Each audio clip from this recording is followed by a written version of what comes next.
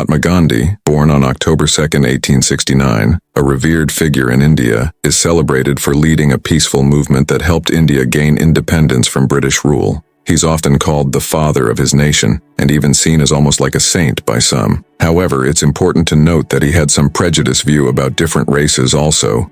Few unusual practices like sleeping in beds with his grandnieces and other young women.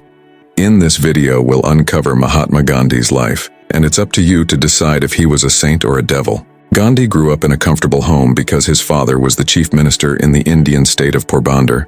His mother was a very religious person, and this influenced young Gandhi to appreciate simple things in life. The strong sense of ethics he developed from his mother's religious devotion later made him famous worldwide. Things such as nonviolence, tolerance of others' beliefs like vegetarianism, and acts of self-purification were his badge. His beliefs were put to the test when he went over to London for studies. Before he left India, he swore to his mom to not fall for the enticements of modern life, to stay clear of women and meat, and generally to uphold the beliefs she'd taught him. But while studying law in London, he witnessed late 19th century industry and all the horrors of poverty in London and activism. It was the same when he went over to South Africa, where he saw much of the population living in poverty. Even though Gandhi was a well-educated lawyer at this point, he still faced discrimination because of his skin color. Just like many other Indians, he couldn't walk on certain sidewalks or enter certain buildings because of the color of his skin. There's more to this story, but just let us tell you the good Gandhi story first. Gandhi considered himself as an educated man,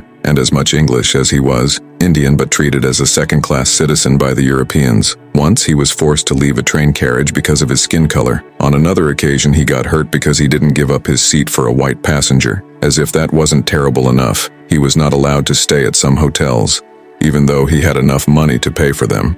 Gandhi saw the many injustices caused by the imperialists. It was at this point in his life that he decided he wanted to make a difference and bring about change, but his resistant that he had to be peaceful. Gradually, he made a name for himself as an activist, which on one occasion in Durban, South Africa, almost got him lynched by a mob of angry white people. He spent several years in South Africa and returned back to India as he thought his homeland needed him to fight against Britishers for people's rights.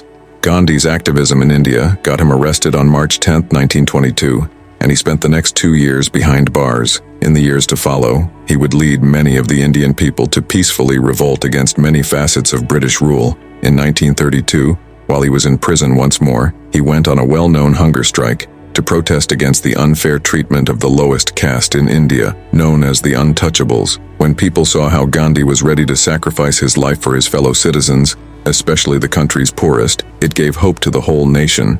Now we will see a different side of Gandhi. Here's a shocking Gandhi's quote for you. Hitler killed 5 million Jews. It is the greatest crime of our time. But the Jews should have offered themselves to the butcher's knife. They should have thrown themselves into the sea from cliffs. It would have aroused the world and the people of Germany. As it is, they succumbed anyway in their millions. Those were the thoughts of Gandhi. He was taking nonviolence to another level, and he was not surprisingly condemned for saying such things. When the Nazis were bombing England, Gandhi believed that the British should not defend themselves. This is what he said about it. I would like you to lay down the arms you have as being useless for saving you or humanity. You will invite Herr Hitler and Signor Mussolini to take what they want of the countries you call your possessions.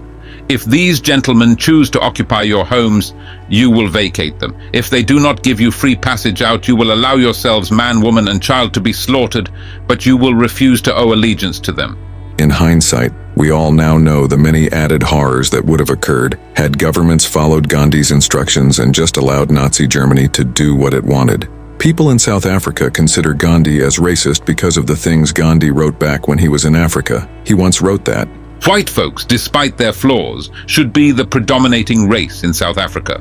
It seems it was his dealings with the British people while he was in England that convinced him that the Europeans were just more civilized than black people in Africa. Moreover, in 1904, he wrote a letter expressing his concern about people of another race living with Indians. He said, "About the mixing of the Kafirs with the Indians, I must confess I feel most strongly. He believed that if black people mixed with Indians, it could lead to the spread of diseases like the plague. On the other side, the Guardian newspaper once wrote that Gandhi had strange and manipulative interactions with young unmarried women. This happened because some believed that Gandhi wasn't just hypocritical about racial equality, but also about his views on sexual purity. Gandhi is accused of being sexist, racist, and involved in inappropriate actions with young women. This is a terrible image for someone known as a peaceful and pure-hearted figure. In the 1930s, as an old man, he asked his young grandniece to join him in bed.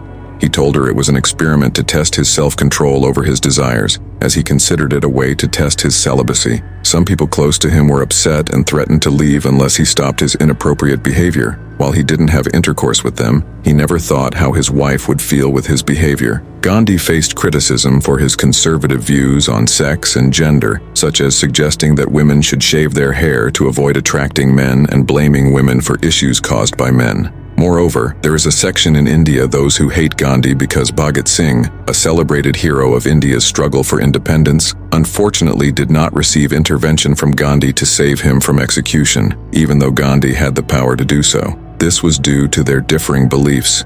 Some people see Gandhi as a racist and sexist, while others argue that he made significant positive contributions and changed the world in ways that few can claim. Having presented the facts, it's up to you to decide whether Gandhi was a saint or a devil.